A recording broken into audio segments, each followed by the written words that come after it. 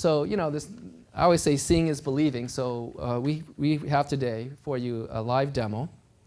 And if you remember the story that John gave and Marie and the busy soccer mom, I mean, moms are very busy. And so what we've done, we've replicated a navigation system that's very similar to today, what you find in your car. And the benefits you'll see here can also apply to any other voice-enabled applications like music search or command and control in your car system.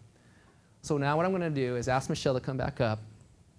And so we're going to process her voice in real time using today's hardware solution, running a typical acoustic database. And what we'll see, on the left-hand side, you see on the top is the latency. And latency we define as the time it takes to decode her voice.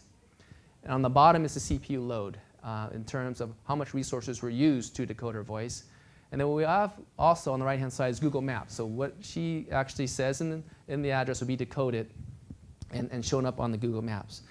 So Michelle, if you can now speak into the system and show the audience where our Austin Fab is located in Texas. 5204 East Ben White Boulevard, Austin, Texas. So as you can see, the system is going through the 3 phases of trying to decode her voice and figure out what she said in the address.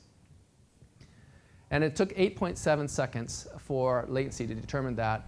And we normalized CPU load. So the CPU load is using 100% of its resources just to get to that point. And as you can see in the Google Maps, that's what's the address. So now for the second demo, what we're going to do is add the coprocessor in the mix. However, for Michelle's voice, we've actually recorded from the first demo so that it's a fair comparison. So now I'm going to ask Venkat to run the second demo. 5204 East Ben White Boulevard, Austin, Texas. As you can see, we've gone from 8.7 seconds down to 3.4 seconds, which is a 62% reduction in time.